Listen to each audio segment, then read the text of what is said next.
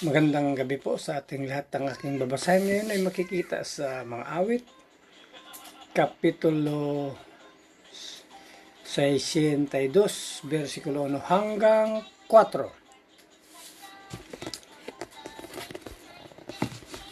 Pagtitiwala sa pag-iingat ng Diyos. Tanging sa Diyos lamang ako ay aasa. Ang kaligtasan ay nagbubuhat sa Kanya. Tanging siya lamang ang tagapagligtas, tagapagtanggol ko at aking kalasag.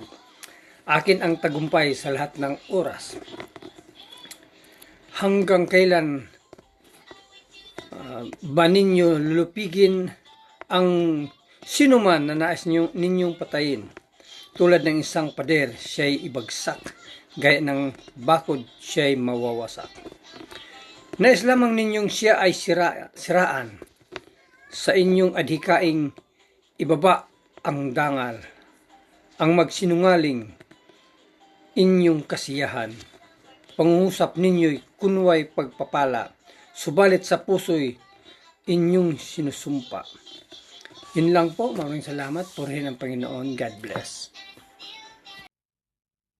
Isang mapayapang gabi po sa ating lahat. Ngayong gabi po, ang aking babahagi ay mula po sa Aklat ng Mga Awit sa Kabanata 62, talata 5 hanggang 6. Ito po ang nakasaad.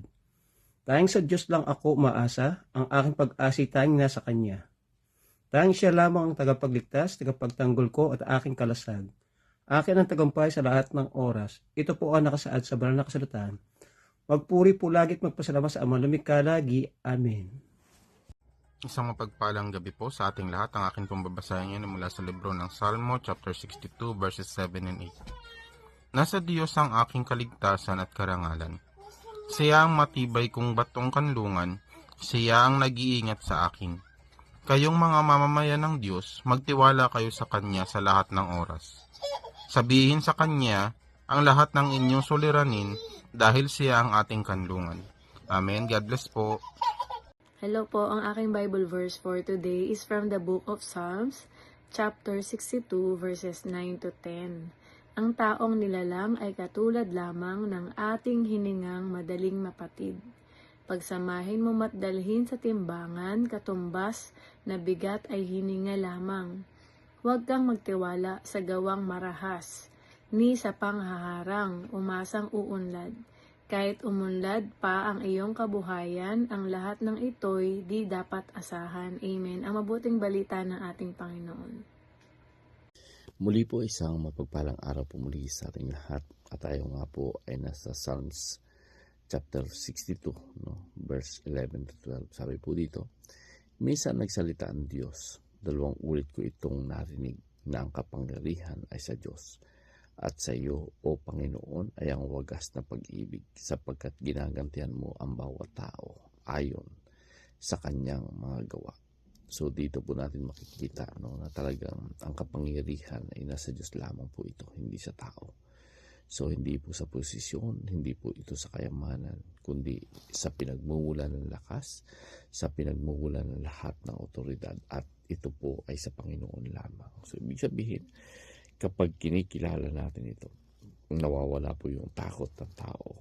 Nawawala po yung takot natin sapagkat yung ating pagtitiwala ay pumoy-imbabaw, yung pagtitiwala sa Diyos. So pag ibig sabihin, pag ang buhay mo ay andon ang Diyos, talagang nakokontrol mo yung iyong mga alalahanin sapagkat alam mo na yung Diyos ang may hawak ng lahat.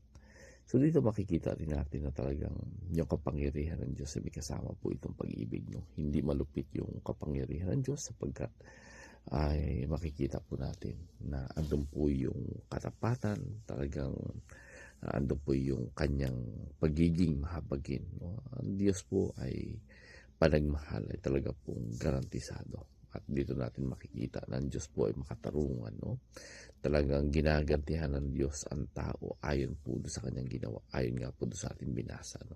So hindi siya makakalimot, hindi siya magkakamali, at hindi siya madadaya sapagkat wala pong lihim sa Panginoon. So ibig sabihin, yung gumagawa po ng masama, hindi po ito lihim sa Kanya. At yung gumagawa po ng tama ay garantisado na nagagantihan ka ng Panginoon ng mga pagpapala at mga rewards. No? So, purihin po muli ang Panginoon, and God bless everyone.